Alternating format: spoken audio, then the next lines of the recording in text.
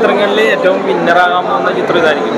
എല്ലാ ചിത്രങ്ങളും മികച്ചതാണെങ്കിലും കളക്ഷൻ്റെ കാര്യത്തിൽ ഏറ്റവും കൂടുതൽ മുന്നിട്ട് നിൽക്കാൻ പോകുന്ന ചിത്രം ബാഡ് ബോയ്സ് ആയിരിക്കും.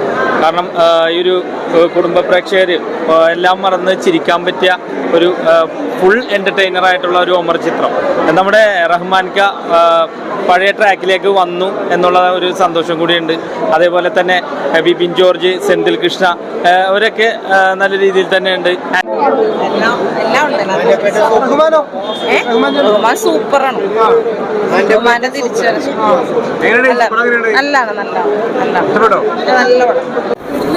കാണാൻ തോന്നും. ഫുൾ അടിപൊളി ഫിലിമാണ്. എനിക്ക് എന്തായാലും വീണ്ടും കാണാൻ തോന്നും. ആ കോമഡി അത്യാവശ്യത്തിനുണ്ട്. ആക്ഷനൊക്കെ അടിപൊളിയായിട്ടുണ്ട്. അതെല്ലാവർക്കും നന്നായി ചെയ്തിട്ടുണ്ട്. പിക്ക് ചെയ്യാൻ പറ്റൂല, എല്ലാവരും ടോപ്പ് 10 ആയിട്ടുണ്ട്.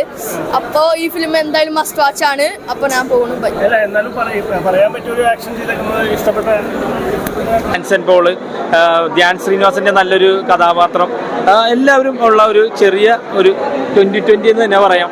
തീർച്ചയായിട്ടും ഈ ഒരു ചിത്രം ഓണച്ചിത്രങ്ങളിൽ ഒരുപാട് കളക്ഷൻ നേടും എന്നുള്ള കാര്യത്തിൽ ഒട്ടും ഡൗട്ടില്ല. എനിക്ക് തോന്നുന്നു 100 കോടി ക്ലബിലേക്ക് കയറും എന്നുള്ള കാര്യത്തിൽ കാണാൻ പറ്റിയ ഒരു മാസ് മസാല കോമഡി എന്റർടൈനർ മൂവിയായിട്ട് എനിക്ക് തോന്നി.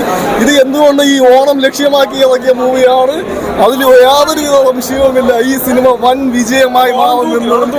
ഓണം ഈ സിനിമ തന്നെ തൂക്കി, വേറെ ഏതൊരു സിനിമയും തൂക്കാൻ ചാൻസ് ഇല്ല. എന്തുകൊണ്ടും ഇതൊരു വൻ വിജയമായി തന്നെ മാറും.